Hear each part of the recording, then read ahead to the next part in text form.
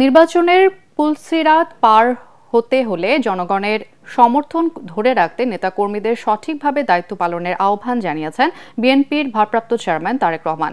মানিকগঞ্জ, নরসিংদী ও মুন্সিগঞ্জ জেলা বিএনপির কর্মশালায় ভার্চুয়ালি যুক্ত হয়ে তিনি বলেন, দল ও দেশের বিরুদ্ধে ষড়যন্ত্র থেমে নেই, তাই সবাইকে সজাগ থাকতে হবে।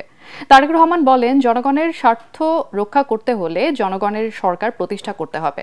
অনেক পরীক্ষার পর দেশ স্বৈরাচার মুক্ত হয়েছে। গণতন্ত্র প্রতিষ্ঠায় সামনে আরও পরীক্ষার জন্য নেতাকর্মীদের প্রস্তুত থাকার আহ্বান জানান তারেক রহমান। মানুষ বিএনপির দিকে তাকিয়ে আছে উল্লেখ করে নেতাকর্মীদের জনগণের প্রত্যাশা অনুযায়ী কাজ করার তাগিদ দেন তিনি।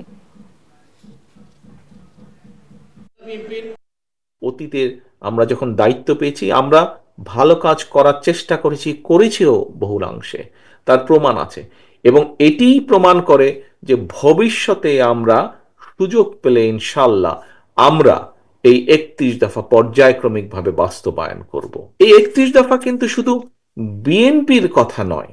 বিএনপি প্রথমে 27 দফা দিয়েছিল, পরবর্তীতে বাংলাদেশের যে রাজনৈতিক দলগুলো, যতগুলি রাজনৈতিক দল আমাদের সাথে যুগপৎ আন্দোলনের সংগ্রামে ছিলেন এই স্বৈরাচারকে বিদায় করার ক্ষেত্রে, পরবর্তীতে আমরা সবগুলো রাজনৈতিক দলের সাথে আলোচনা করেছি এবং তাদের কম বেশি সম্মিলিত একটি মতামতের প্রতিফলন হচ্ছে এই 31 দফা।